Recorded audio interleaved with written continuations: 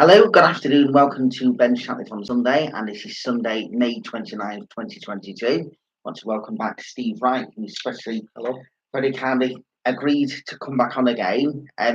Just before we will go on to obviously have a quick look at some of the main news stories which have been going on as well, plus a very quick reflection just to get things into mind, which is from the Walk With Me. It's the penultimate one. And the seventh Sunday of Easter, who lives and reigns with you in the unity of the Holy Spirit, God forever and ever connect. And it's from John 17:20 to 26, that all of them may be one Father. A line from a hymn from the evening prayer of the church says, O Trinity, most blessed light, O unity of sovereign might, the blessing of unity begins in God. God is eternal blessedness, undying life, infading light. We find it hard to get our heads around the Trinity, as if approaching an intellectual conundrum. Rather, our heads and hearts need to get into the mystery of the Trinity through humble prayer. We ask the Father through the Son in the power of the Holy Spirit to deepen our understanding. The Father and Son and Spirit are as one. Even now we are called to be dwelling for the most holy Trinity. And of course, Trinity Sunday is next Sunday, which is also a culmination of the Jubilee Weekend as well. I'll speak a little bit more about that a little later on. And just as we're talking in the world of religion as well, just for a very, very brief moment, I just want to pay special tribute to two people who passed away during the course of just within the last week or so. One of them is Reverend Deborah from St. Margaret's Church here in Christchurch, and I know you knew them as well, didn't you? Yep, very much.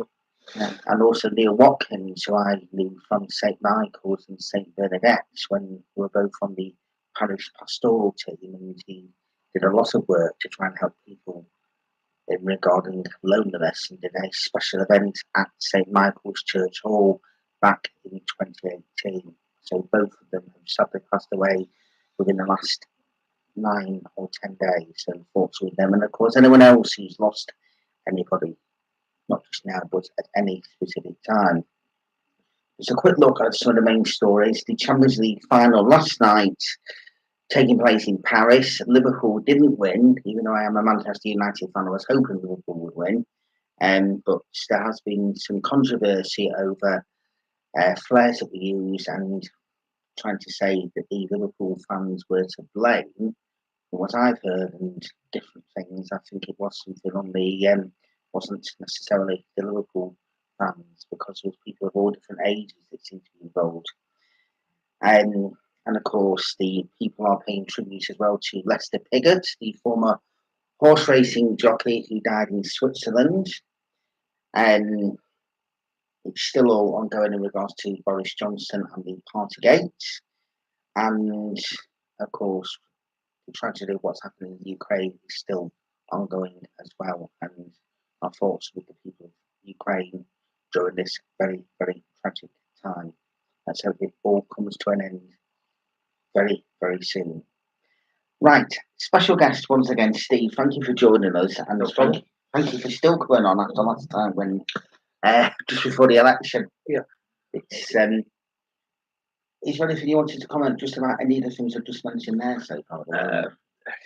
Just the usual thing on the Partygate and Boris Johnson. I think I was ready to say, oh, let's move on, because that's seems to be the Conservative tagline. Let's move on. You know, they still haven't got it. They still haven't realised how.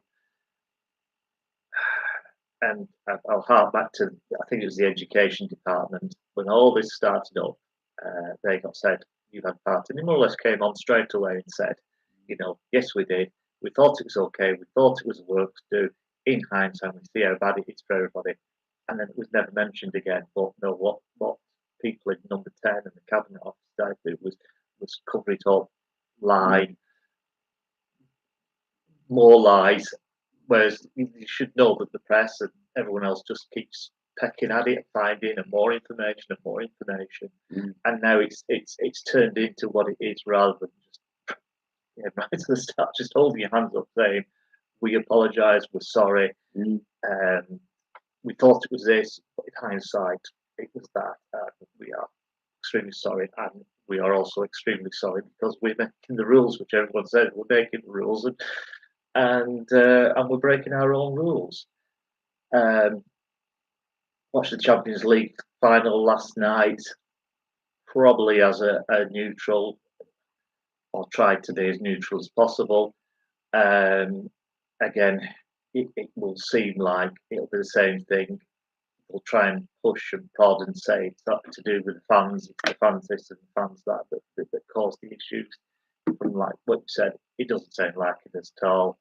And I feel for the Liverpool fans who think themselves are a little bit of an easy target after the last few incidents they've had around European Cup finals and other finals where there's been tragedies and things like that.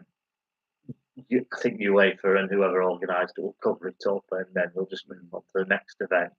And again, I feel for the French a little bit because they asked for it. Don't put it away, but it was at a very late date that they got it because of the war in Ukraine. So they didn't have as much planning to get it organised and things like that. And again, that's another one where people are probably just going to be a little bit honest about the situation and just say it wasn't as good as it should have been for this reason. And I know it's an easy excuse, but it is a thing rather than trying to make up excuses of what went wrong and how it went wrong. I mean, the good thing is that a Northwest team and almost two Northwest teams got through to that final. And I remember back in 2013, just after Josh and Zach were born, a few weeks old, when Sir Alex announced he's retiring, and that's when Manchester United last won the Premiership. My two nephews are now 9 years of age. I just hope it's not going to be retirement age for them before it's next going to be a Premiership win. But no, I mean, it's in a kind of like a neutral perspective. Last weekend it was kind of, well, it was at this very time, wasn't it, when it was all about the Premier League finale. And I was kind of thinking, right, okay, I'd like to see Liverpool do it because they've already won the Premiership once before. I'd already won the league itself years ago. But that was a remarkable comeback from Manchester City last Sunday.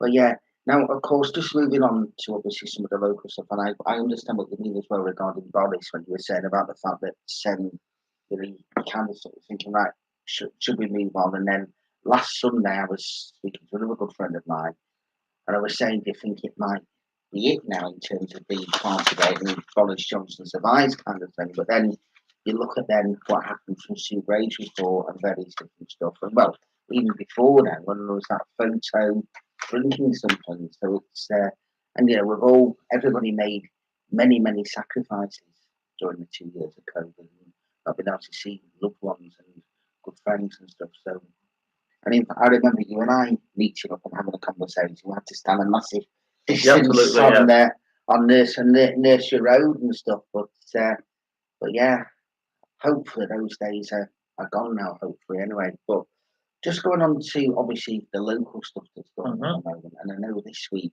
was this the first council meeting this week, or was it the second? Of the new municipal year and of the new councillors in place, it was the first meeting where there's two meetings. There's one which is the council business, and usually just council business is just sorting out all the places or new positions that people get, the new councillors get, and the new positions, and if there's been any difference in the results that a party wasn't the majority, then it might have been what had been organised for whoever's in charge of the council and things like that. And then they go straight on to the bit called mayor making, where they inaugurate new mayor and thank the last mayor and consort and all that lot. And then it's nothing after that is usually what happens for all the specially attending guests. Yeah. And so the new mayor is Shahina Haroon, and who's the deputy mayor now? It is Sharon Walmsley. Right. Yeah. Okay. Shireen, I've not met. I I'm not there now, so I was a little bit fearful of her every time I met her. What a really, really, really nice lady she is, and the ceremonial side of mayorship, she'll have to do a fantastic job on. I'm a little bit concerned. You just got to be a little bit on your mettle and a little bit strong when you're chairing the meetings, which Tim did very, very well. But I've seen mayors before not be able to control the meetings well, and I can't. Yes. How can I put it? I'm just worried about it. But at the end of the day, she may have done it loads and loads of times. It's just unfortunately my time in the council, not really been on a committee with her. You know, sort of like your own little committees that you're on, and our paths have never crossed. Whereas I know the next mayor, Sharon, she's done licensing, and I've had her as a chair of licensing, and there'll be no mucking about in the chambers when she's the mayor next year. I'll be sure you of that. But again, fair with everybody. Yeah. The because I think wasn't she deputy? Well, Jane Black. Oh no, Trevor Holt was mayor, and there wasn't Shahina deputy as well at that particular stage back in 2019. I'm trying to remember the mayors, but she when Jane Back was mayor, she didn't want to be deputy mayor for whatever reason, and she went straight to a cabinet position. That's right. Put my fingers together for a little minute. Then that's when Shireen became deputy mayor, and I did a bit of a welcome thing for her as well. Now what has changed this time around is that because of the COVID crisis and because of what has gone on,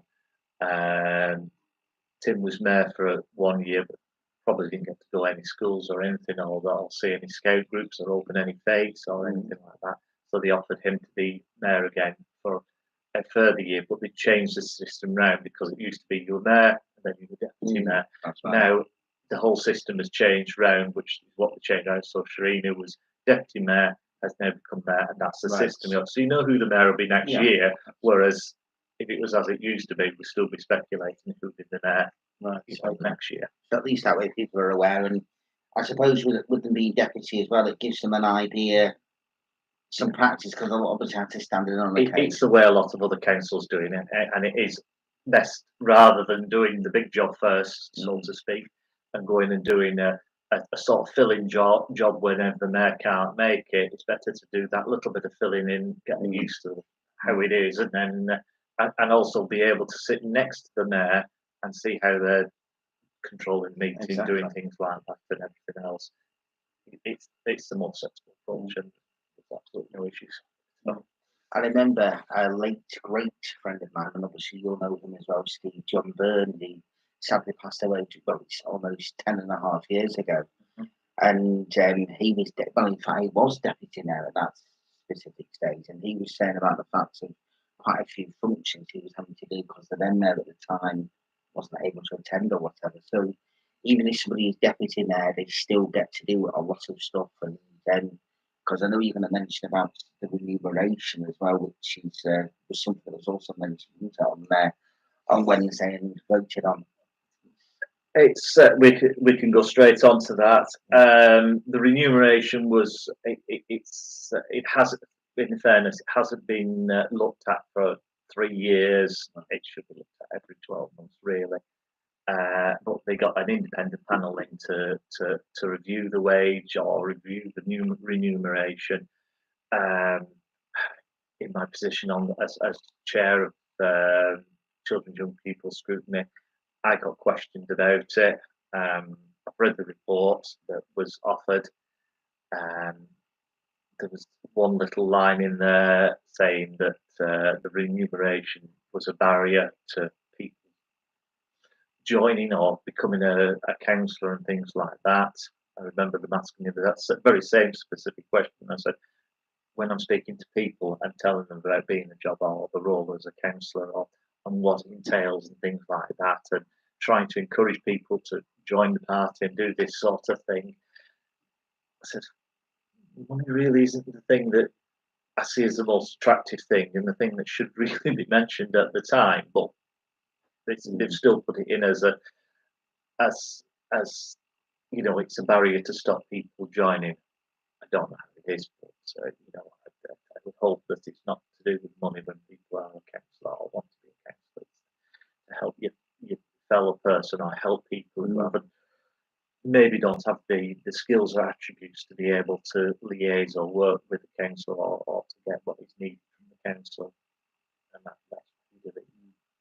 Do you think there would ever be the case, and I'm not sure if it might be like this in other parts of the country, so this is why I'm going to tread very carefully when asking this specific question, but do you think it would ever be a scenario where councillors were given an actual, I know obviously you could say an expenses a wage, but where they're actually kind of given like a wage for actually doing it, so therefore they give up their actual ordinary job and actually be the council full time? And I know people who have been retired have done that as like full time work anyway. Some of the remunerations are getting onto wages, and again going back to when I was asked about the remuneration and the panel that went on, one of the direct questions was, should leader of the council be a full-time paid job? And I said absolutely. I can't see how you've got chief exec on over 100k and you can't spend all working days leader of the council, political leader of the council, making sure he does everything. That's every aspect of the council, right? The way you want it to be done, in a strong cabinet role, and it not be a full-time job for you. So I think anybody probably is a fool to themselves if they try to do two jobs. Well, when you're talking about leader of the council. Yeah. Manchester's sort of one that goes almost as a full-time wage because that's a daytime council, so that's where their remuneration is higher. Although I had this argument on a regular basis, or I used to have this argument on a regular basis with officers, keep having to remind them that it's a nighttime council, and that's the way it's set up, and that's why the remunerations were meant to be lower, because it was meant as an extra on top of maybe a normal wage. Because I know we were mentioning about the mayor, and then obviously and mentioned then in regards to remuneration, because I was looking at the figures that were published the other day in regards to the expenses and various different things, and it was saying that the mayor, there's no change, and there's no change for the deputy mayor. Now, some might say, well, when they go to places, they might get food and various different stuff which is on. But I suppose, yes, they do want to do the role, but they're also asked at the same time. And I personally, so some might be saying, oh, yes, you're for or against this kind of thing. I'm just thinking personally, I say I'm like the representative of the borough, should they get more than, is it 14,000, I guess, or something like that, or is it 12? I can't remember the amount they actually get, but at the end of I'm not saying it's a horrible word to say. But again, the mayor, it's again another role that is not daytime. Sorry, not nighttime. As the role as a councillor, it should be a nighttime thing, because that's the way the council has been designed. The role of the mayor is a daytime thing, as well as in a lot of cases being a daytime thing, and mainly weekends as well. You know, and he's used every single day. I know people who have done it. I'm trying to think of the gent's name, because it's about 16 years ago, but I know he took a year's sabbatical, so he's taken a year off work to do this role again. I've never followed the mayor. I've never known what the mayor does. I only see the mayor in full council, which is once every 6 weeks. But you know, every single mayor I've heard come and say is they didn't realise what went on in the borough. So they obviously go to a lot of charity events and a lot of events up and down the borough. You know, you've got 6 townships, and each one has a carnival, and the mayor's always there. And then there's other events that they turn up. That's just as a starter. And of course, talking about events, and it was this time last week. It was Christchurch Carnival Day. Yep.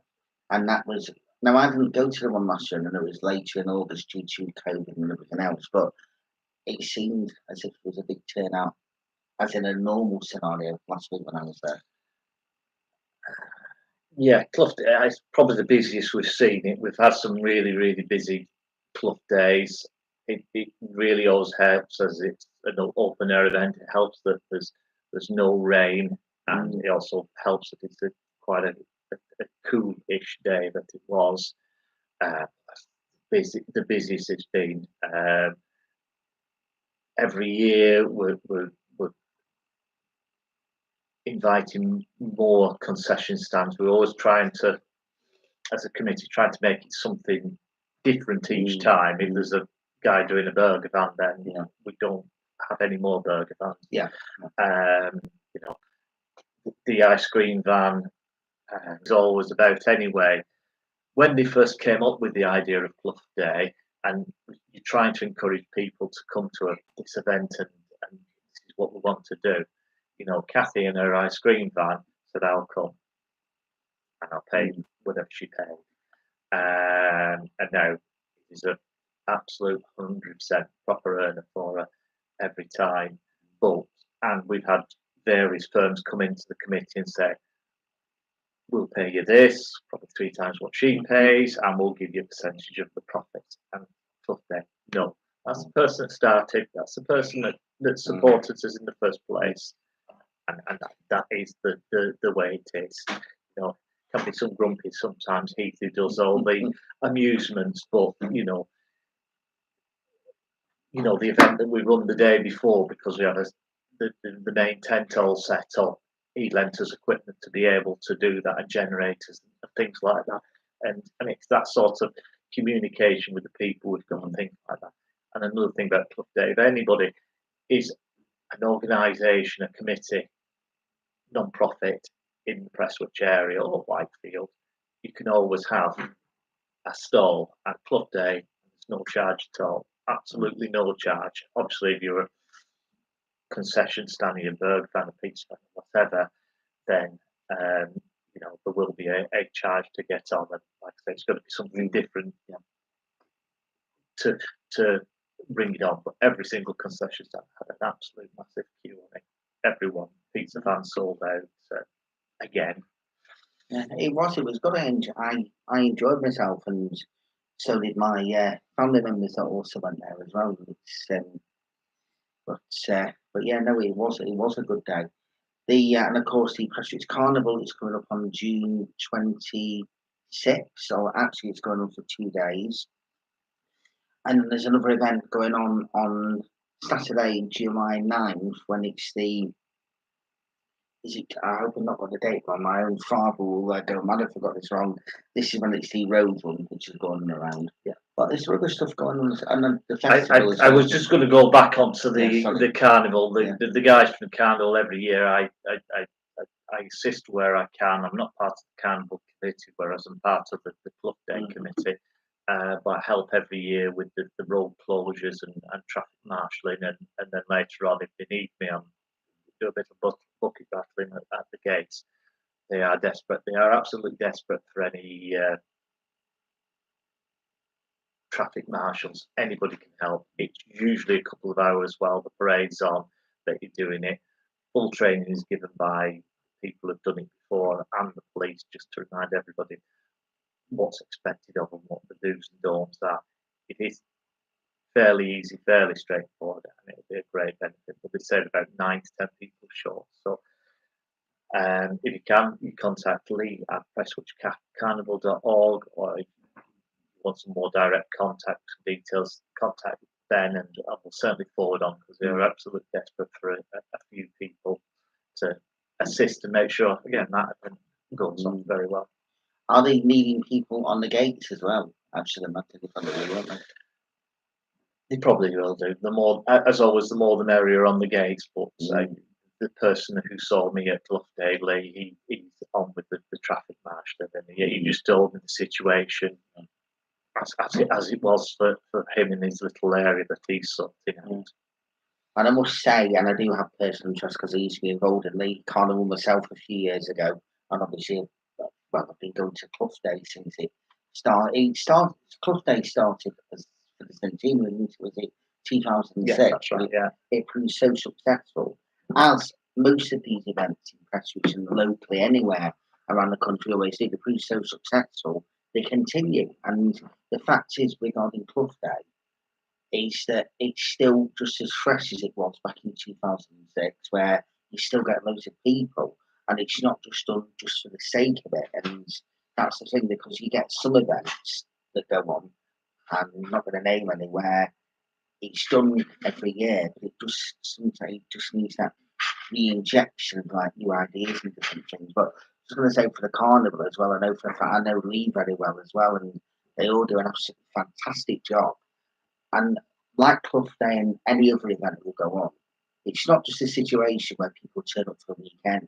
They work all year round, doing a whole variety of different stuff. I mean, many hours doing various different stuff. So it's lots of hardware that always pays off in a really good way because people are enjoying themselves. And now this particular year, people are enjoying normality and the way that they should be able to. And any kind of a celebration that's going on is just absolutely fantastic. And of course, next weekend will be the Jubilee. I'll come on to that in a few minutes. But where does some other local stuff as well that you wanted to mention as well, Steve? Because I know a lot of stuff has been going on, all kinds of different stuff. The only other thing is that after this, on going back to the Clough Day, it's like I say, it's in the injection of new ideas. We came to a point where there's 3 or 4 or 5 members of the committee that are quite committed and are there at every meeting. We're getting a little bit aged as well, and we're really asking for new people. If anybody turned up at the Clough Day stall and that asked if they were interested and tried to take some names. So we've got a few names down, and a lady that used to be on the committee was very into it. And I won't go to personal circumstances of like, and she's now come back again, and almost on the day it's like absolutely new ideas. This is what we're looking at. We'll say young people, 30 or 40, and that's not excluding anybody who's 18 to 22, but young to us is 30 to 40. I still want to be young at 46. With new ideas and different things to move, because each year we are not reinventing Clough Day, but always something else. Like this year, Liz was quite excited about getting the Gay Gordons down. She's been mentioning it for about 3 years. She finally nailed it this year, and we got them down, which is a completely new and different act, and we're trying to put different acts on as well, just for everybody's entertainment and things like that. And like you say, there is the classic rally, which I think was restricted a bit last year, but I think this year he's going to have a bit of a route, not only around Christchurch, around other areas as well. Right. I think it's been extended a lot more, and I mean it went to I know it kind of like went north of the borough of Bury and then kind of round and thing, but I think it seems to be going much further. I'll get my father, Frank Shatliff, to come on a little bit nearer the time to go into details in regards to that. But it is on Saturday. Have I got the date right there? It is Saturday, July the 9th. I think it is. Yeah, that's right. But and of course the talking about events going on as well as the Christchurch Arts Festival that will be going on later this year. That was able to go on as normal again last year after a 2-year break. And also the Brass Band Festival is back again this year. I don't know if that's taking place. I don't think it's this Friday, but I think about the Friday after that. But the first time that's been able to take place for 3 years because of all the COVID restrictions and stuff. Yeah. Last year it wasn't able to take place. So if you If anyone that's watching this from wherever you are in the country, just go on to tameside.gov.uk or just do a search for the Whit Friday Brass Band Festival. And when you actually go on there, you'll be able to see when this takes place. And you can go to places like Greenfield, which comes under Tameside, which is where I've been to a few, actually just a second ago. But Greenfield is a nice place. All you need to do, if you come into Manchester on a train from Piccadilly or Victoria, you can get a train to Greenfield. It's a really nice place to go to. It's up a hill, but then there's also the other places which are in Tameside and Oldham and in parts of West Yorkshire. So it's a really, really nice evening. I've been there when it's not been nice weather. Still had a good time. Alcohol can get consumed. You don't have to have a drink. You can just enjoy yourself. But it's again, that's something good just to not just because of what's been going on, but people should be able to live their lives and enjoy themselves. One other local issue, which I just want to mention, Steve, because of course, understand this is my home. So just out there's work going on with the gas and it's gas pipes that are being replaced. And it looks, when I was just walking past there not long ago, as if parts have just been patched up, and it's a temporary situation, and they'll do it properly when they once the work's finished. And I bet this is something that you wanted to see as well from when you've been a councillor in this area, of actually seeing the pavements all restored and everything else. Yeah, well, you'd love to see pavements restored and things like that, and all the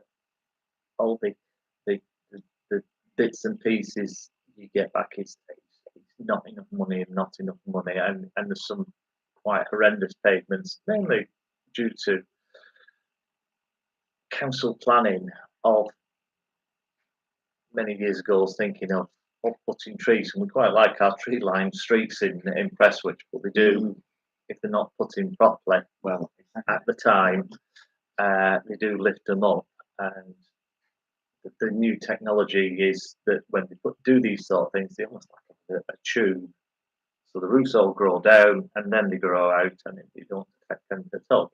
At the time when they did around here, that's not the case, and some horrendous pavements and quite horrendous roads as well. That fairly glad that Hamden Road got done, but there is a long list of roads that I know need doing as well. But as I walk around, I tick off the list of ones to see them done, and not necessarily always done.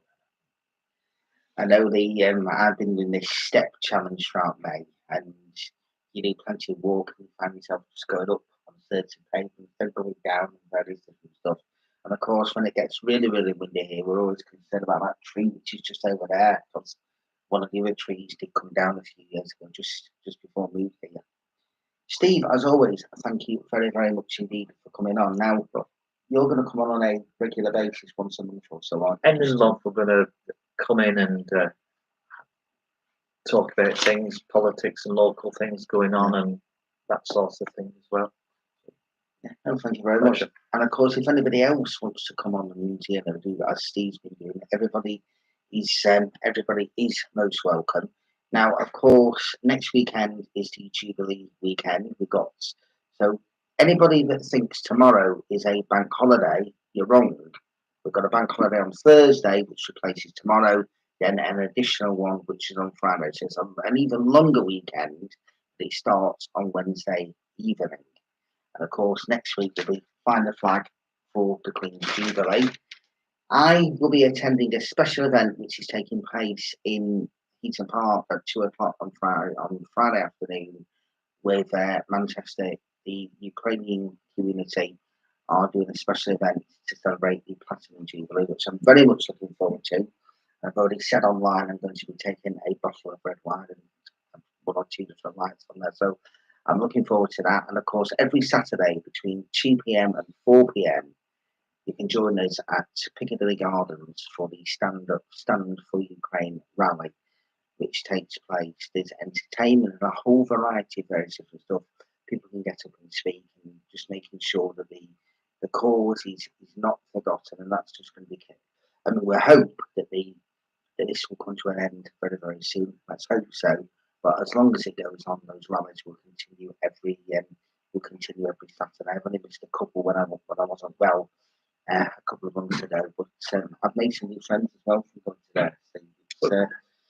So yeah, plus I do plenty of walking as well. So but yeah, and then of course next Sunday we'll do a special program, as of course it is the Jubilee, but there might be some other stuff that happens before then. So just trying to find out exactly what's going on, because it all seems to be spread out in various different batches this time for the Jubilee celebration. Whereas last time it was kind of the other two times when it was on the Monday and Tuesday, you knew there were certain things going on both days, but now it's with the derby also being included as well. So it's but it'll be a good weekend as long as everybody keeps well, and that's the main thing. So from myself and Steve, thank you all for joining this Sunday. Take care. Goodbye. Is that okay?